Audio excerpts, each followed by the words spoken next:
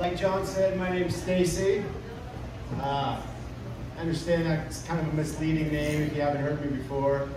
A lot of people, when they hear that name, they're expecting some like young 20-year-old, nice hair, and tight butt, perky tits.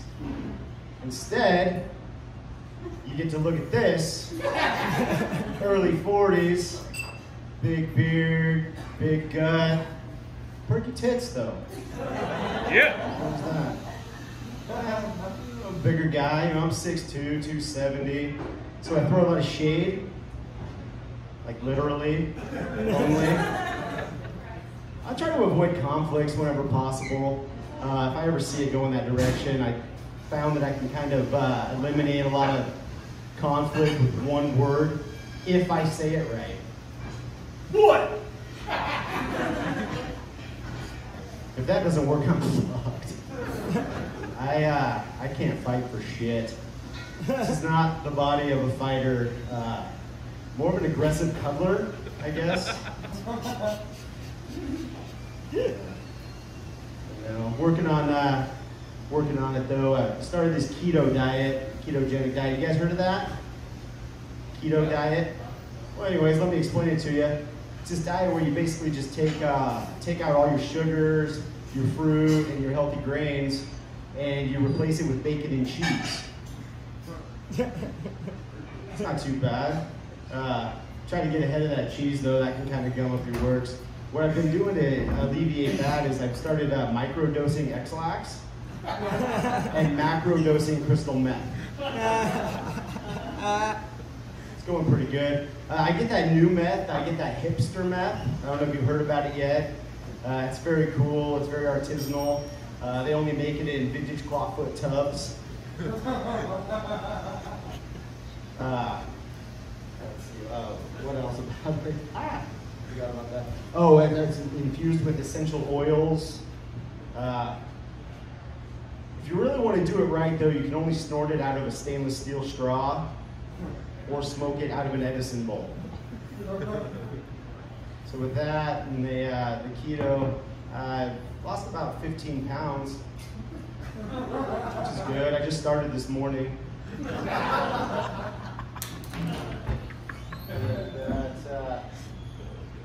Recently moved into a house with my girlfriend. That was a pretty big step in my life. I was excited about it. She was fucking ecstatic. My wife is kind of being a bitch. My kids are confused. Oh my God, you should look at this house though. It's amazing. Yeah, it's got these two buildings in the back. And, it's your classic he shed, she shed situation. He shed, she shed situation. Get it right, motherfucker. That's what I like about it. What I don't like about it is the amount of squirrels in the backyard. My gosh, they're rampant. I've turned that into a fun little game though. I just use them to sight my guns in. My tranquilizer guns, all right? I'm not trying to kill them, all right? In fact, after they're passed out, I like to give them makeovers. Dye their tails funny colors so I can tell them apart. I've got this one, Squirrely Dan. He's a fat fuck. I didn't even have to tranquilize him, to be honest with you. He was very open to the concept. There's the one, Squirrel-Luminati. He's fun. I dyed him like a mossy oak, real tree camouflage. So now I never see him. I know he's out there.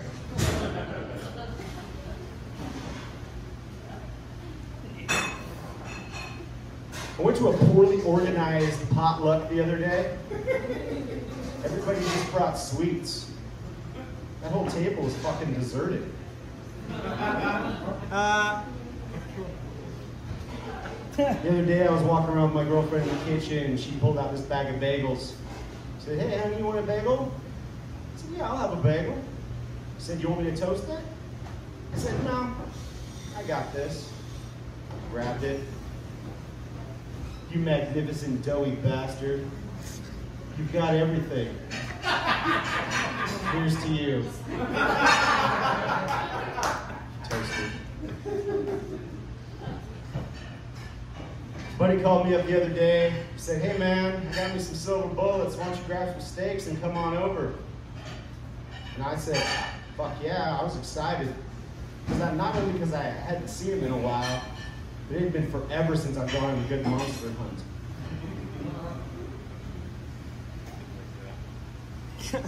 For me, condoms are kind of like those little green pet bags. Yeah, I'll carry them around with me if nobody's paying attention.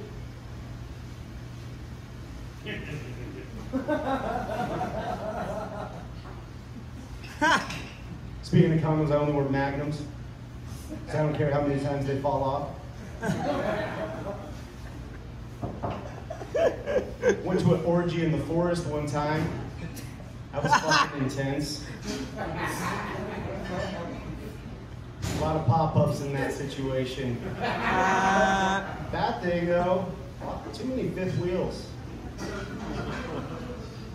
Exorbitant amount of spare tires.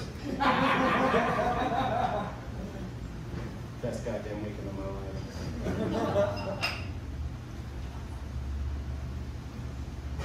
I want to open up a restaurant, a pho restaurant. It's no secret that a lot of pho restaurants are called Pho King, which is a good play on words. But I don't think they go far enough with the Pho King. I think if I had my own pho restaurant and called it Pho King, I'd have a gigantic reader board in the back. Biggest one you've ever seen. Has your name, has your estimated time of arrival of pho. A queue, if you will. A pho queue. I'd like to maybe get a mail order pho thing going on. Ship it to your house, kind of like the Blue Aprons or whatever. Ship you a kit. A pho kit. Maybe you don't need a family-sized meal. Maybe you're sitting at home by yourself. Maybe we just get you one of those cups we got. Fuck ups. Those are my pho jokes. I thought they were funny. Had a little bit of excitement last weekend. I went out and I noticed a bunch of ambulances and fire trucks out in front of my neighbor's lawn. And I didn't hear any sirens, so I knew it was bad. And I walked out right as they were carrying him out. And his kids were there, and they were crying and just going on. And I lost my dad recently, so I could relate. I started feeling bad. And then I had these flashbacks to all the sexual abuse that happened in his back woodshed. And I felt even worse. I didn't have to do that to him. He didn't deserve that. Something no grown man should have to endure, is how he put it in the note.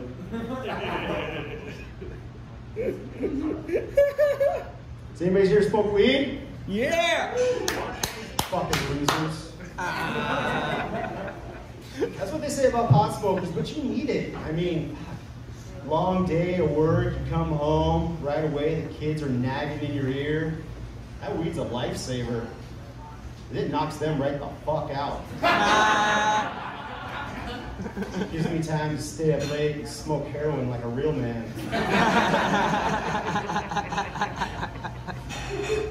Been trying to make my own weed butter lately. Does anybody know how much weed I have to feed my cow? Related question. Girlfriend just had a baby. How much weed do I have to feed her to make that kid cool as fuck?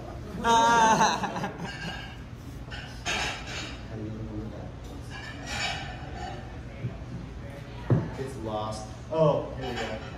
Saw a woman feeding her baby in public the other day with a bottle. Gross.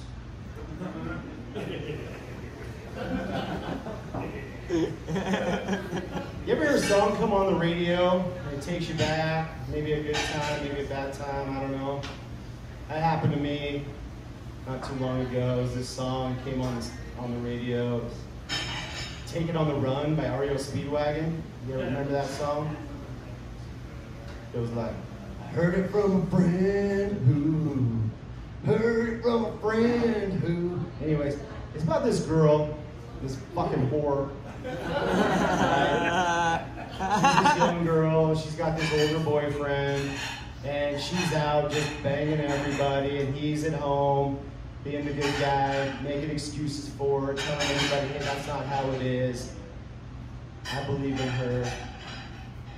Anyways, that song always gets me. It takes me back to this time when it was on the radio, and my girlfriend at the time walked in on me fucking her mom.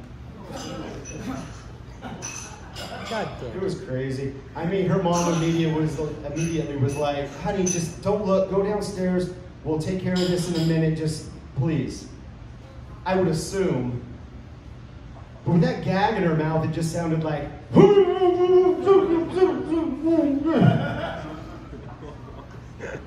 her dad jumped out of the closet almost immediately as well, tried to calm her down. She wasn't having it. It's funny, right? It's all on video. I can't have a copy for some reason, but I did see it once. It's a horrible, I mean, it was all vertical and audio was shit. It was rocking back and forth, obviously, because he was jerking off. I mean, that cuck bastard couldn't do anything right. Which is why we were in the situation we were in. I would imagine. So yeah, she kicked me out. I was unpacking the irony of all that shit while I was packing my shit.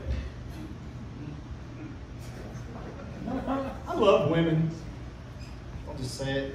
Not so much as individuals, more as a whole. I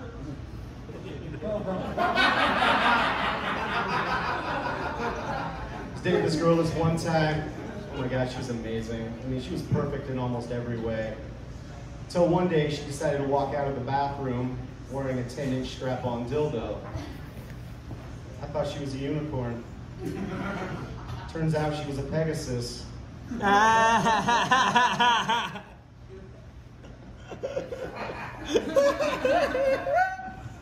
One thing you learn pretty quick when you're 69 and a midget, or when you're dating a midget, 69 is one or the other. Usually it was just me going to town on her whatnots while she'd like finger my belly button or something. Don't get me wrong, it was amazing. Those girthy little fingers. She was pulling out limp from shirts I haven't worn in years. You know, come to think of it, the entire time we were together, I don't think she went up on me once. That wasn't the nail in the coffin for me, though. She was crazy. She thought she could talk to dead people. Called herself an extra small medium.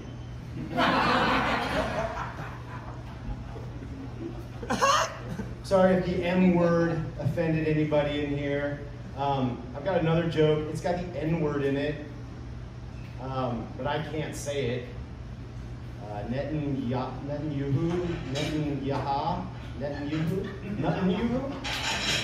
I wish I could nut yoo-hoo. Maybe that midget would have went up on me.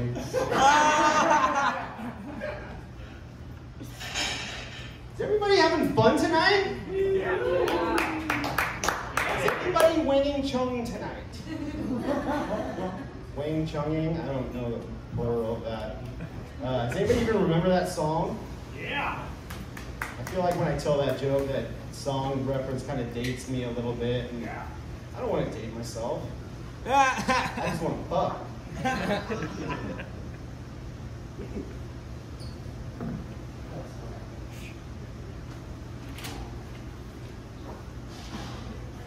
I like when a girl's on top. Just that extra level of consent that really puts my mind at ease. Because it's 2019 and I feel people still need to be reminded that non-consensual sex is bad. Consensual sex is good. But consensual, non-consensual sex is by far the best. By far. Anybody ever do that? A little role play? Do that every once in a while. They're kind of, okay, so we do this one called the Louie CK. Which is basically, I just have to go stand in the corner and jerk up. Then if I'm lucky, we do the Bill Cosby. Oh, no. That's when I just wait till she gets sleepy and I give her the special pudding. And then I give her the special pudding.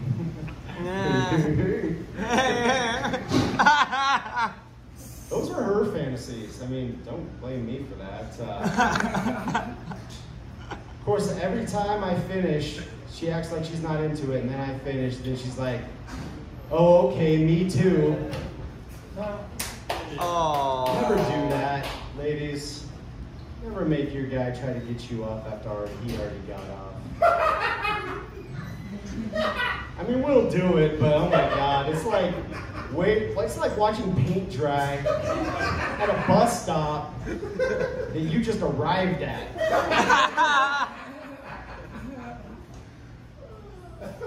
It's just useful information.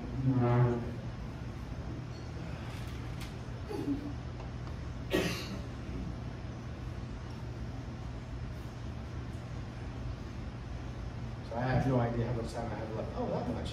Perfect. A couple things I want to leave you with here. Recently turned 40, like I said earlier, a couple years ago. And I've noticed as I've been kind of going through life, and I hit 40 and I got scared, I'm like, I need to draw a line in the sand on a few things that I like, don't like, and I'm going to share a couple things that I just realized that I just don't like.